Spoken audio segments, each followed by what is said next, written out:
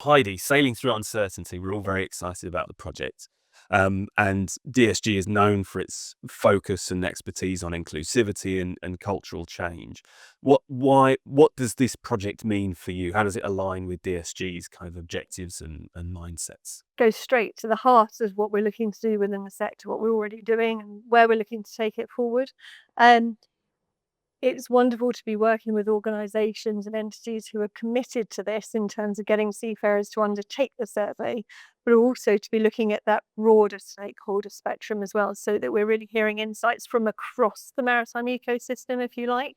And for us, hearing the lived experience from everybody who's involved and being able to get the data and the insights from that. So we're not being assumptive, we're basing it on actual really what we're hearing, the facts, then we can also move to making recommendations for change for practical impact moving forward, which is exactly the heart of where we sit and what we're looking to achieve for the industry. Absolutely, and why we're so excited to be collaborating, of course. Yeah, and yeah, Emma, that speaks exactly to why we're here and what we're doing, doesn't it? Today we're talking about uncertainty in the maritime workforce and the project that is called Sailing Through Uncertainty. So I have a question today for you, Heidi. The survey is a key component of the initiative, Yeah. but can you elaborate on what the survey aims to uncover and how DSG is going to analyse that data? Certainly. So what we're aiming to uncover is the main causes of uncertainty at this point in time for seafarers globally. What we tend to see in the industry is that we might take a subject in silo rather than looking at actually how do we assess what are the sort of like the top areas causing uncertainty, and also look at that through different lenses. It might be that different ranks or different ages are experiencing uncertainty in different ways, different geographies. We just don't know until we start getting that data. So this data is going to be so useful in being able to actually, let's look at the facts, and this is what we're being told. We've got the qualitative and the quantitative data, so we can really get into the weeds of this, if you like, and come up with some hugely useful insights that then lead towards the practical application as to how to address it. And obviously, once we get further into this beyond the survey, we'll be working across the ecosystem of people who interact with seafarers to understand how this also shows up on shore and how we can really work across, as I say, that ecosystem to make the change. So in terms of analysing the data, we use a combination of us as people, if you like, but also AI. But very, very sensitively used and checked to ensure that actually what we're getting out of it is robust. We've been doing that for a very long time with other surveys and data that we look at. And then we'll be seeing what are the key themes that are emerging, where are areas not performing, but what's coming through as the strongest indicators, perhaps what the weakest ones that are causing uncertainty. Are they aligning with what we think is going on in the workforce, and where are there some surprises for us, and how do we then tackle that across this 12-month programme that we're working on? We've talked about the survey. People are used to filling in surveys. What happens to that data doesn't always factor into how people fill them in. But what we want to do is understand that once you've taken that data and you've started to analyse it, what you then do to engage with those stakeholders through workshops and facilitated sessions. Talk to us a little bit more, Heidi, about what that looks like. So the seafarers are the main focus of this in terms of, obviously, the survey is for the seafarers only, but they don't exist in isolation. You've got all of the people ashore who are interacting with them and playing a massive role across the whole system in order to make ships work effectively, to support the seafarers, but ultimately in the transportation of goods around the world. So what we felt was really important with this was actually we need to hear those voices as well. So how are we interacting with the seafarers? What perhaps, what do the people ashore feel are some of the areas of uncertainty that they're experiencing as well for themselves, but also perhaps at their sea, they observe seafarers as well. So again, that we can really look at this. We're not just looking at seafarers in isolation. We know, for example, that crewing departments are quite overwhelmed in general at the moment and have been for some time. So are there other touch points perhaps where we can look to also support the seafarers in slightly different ways, not necessarily suggesting at the end of this lots more work to be done, but actually how can we do what we're doing better? How can we dial up that support, perhaps some of the interactions we have, some of the initiatives and the programs in order to improve the lives. So we'll be working with people who are interacting with seafarers at an operational level through the workshop, and then we'll also be working with senior leaders across organisations to discuss actually how can you make changes that enhance the lives of the seafarers, taking into account all of this uncertainty that's existing across shore and sea. So we've launched the project in July. One of the first keystones in the project is Seatrade Maritime Crew Connect Global, which is the annual event held in the Philippines, which is very much aimed at the crewing community. So when we talk about those workshops, that is one of those platforms where you're expecting to get some of the most rounded results. What would a workshop look like? So we will make sure that we are understanding, giving time to hear the voices, the lived experience of those people in the room. We work with the collective brain in the room to discuss shared challenges, and also discuss actually what's working well as well. It's not just the challenges, is it? It's what's working well. And with those different groups, so that we can understand the observations and again look at the key themes that are emerging, the key insights, so that we can then share that back and in Manila, take from the workshops, share that back with across the audience of the delegates in Manila, and then also build as we go ahead towards Dubai, and I think it's May next year. That's right. So the project is year long. It culminates at Seatrade Maritime UAE, which takes place in Dubai in 27. So throughout that year, we have landmark moments where we can stop, we can assess, we can take that data and we can plan those next steps. So that leads me well onto the next segment we want to discuss, which is driving actionable insights and industry change. And I'm going to hand over to Chris.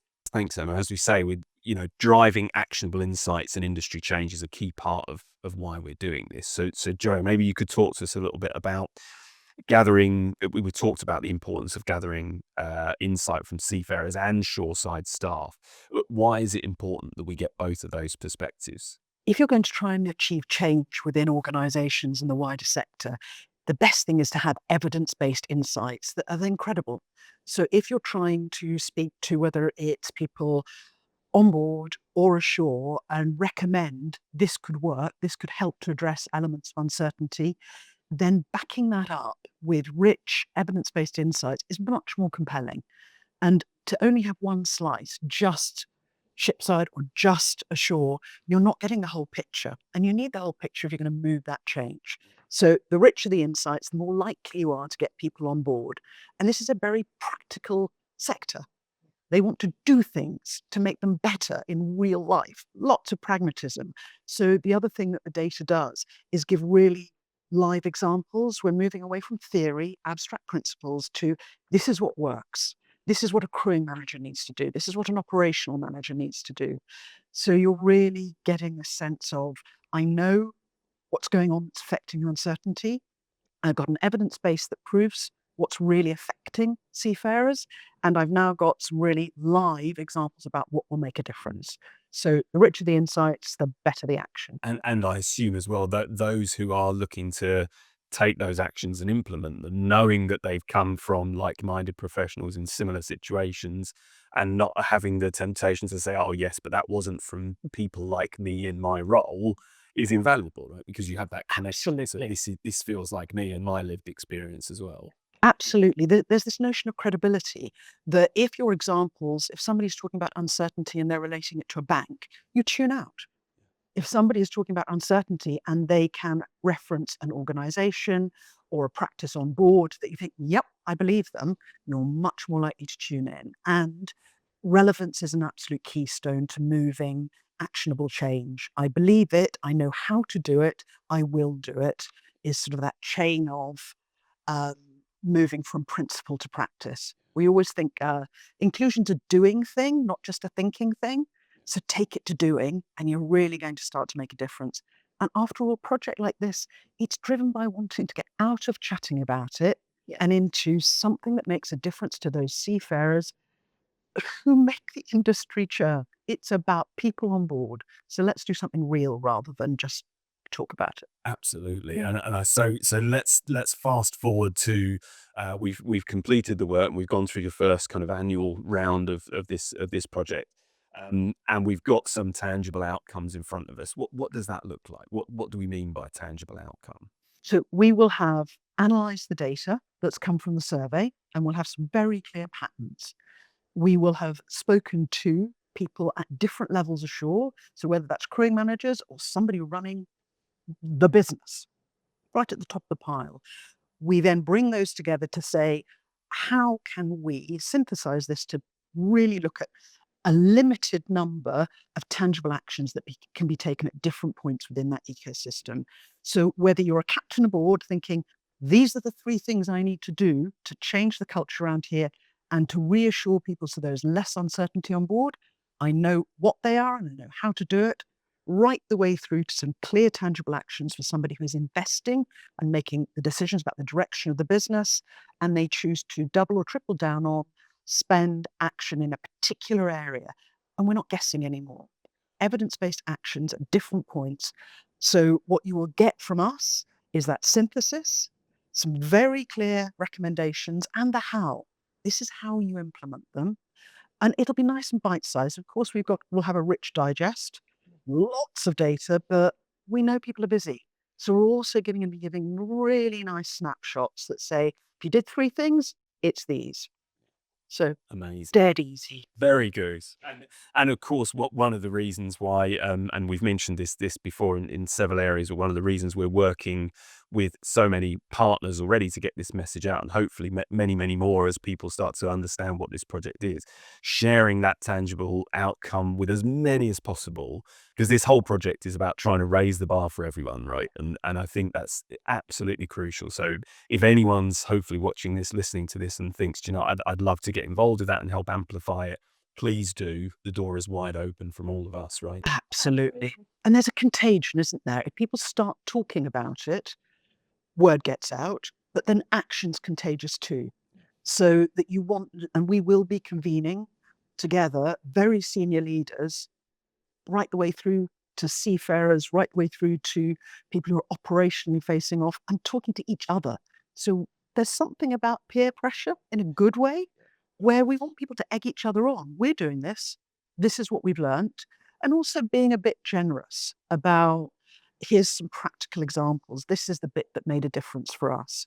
So beyond this first year, we do have an appetite to keep convening powerful, influential conversations where we share what we're learning across the sector about what works, because nobody wants uncertainty on board. Nobody wants their seafarers to be feeling out of sorts and unable to perform in the way we want them to. So this is good for people, but it's also good for the business performance. So yes, let's spread the word. Great summary. Love that. Emma, anything to add to that? Yeah, I think it's important that we're not just sitting here in July 26 and saying we'll check back in May 27. We are going to keep people updated throughout the course of the year on the progress of the survey, the workshops, and all of the activities that we do throughout that period. Because whilst we're looking to have something tangible at the end of it, it's important that we match that progress along the way as well, so that we are able to communicate through our partners, through Sea Trade Maritime News, the progress and updates. And I think that's key as well. Completely agree. There's something about stimulating an ongoing conversation. Yes. And the clue is in, it's not a monologue. We want to be sharing information. So when we get early snapshot insights into the survey, even before we've got to that end, that end point in May, we'll be sharing those, a pattern that's bubbling up or a snapshot of a thing that could make a difference. And we also want to hear back. So, it's a conversation, and the more heat and noise and engagement we get, the more likely we are to begin to make the change necessary. And I think it's really important to add to that this year, 2026, has already been a year of incredible turmoil for seafarers. We look back to when the war in Iran started in March. We're now July, as I've mentioned before, and just before we started talking today, we talked about the fact that ships are still being struck in the Strait of Hormuz, and what that mental impact must be having on seafarers, their families, everybody involved in the industry, because it's not just those at sea, it's those on shore, ashore as well. So this is timely. This is taking that kind of stepping stone. We've had the pandemic, we've had war, we've had so many geopolitical activities that have made life more difficult for seafarers, that this is timely more than ever. And the tangible output that needs to come of it is ever more important. And I'm sure that's something that we all agree on around the table here today.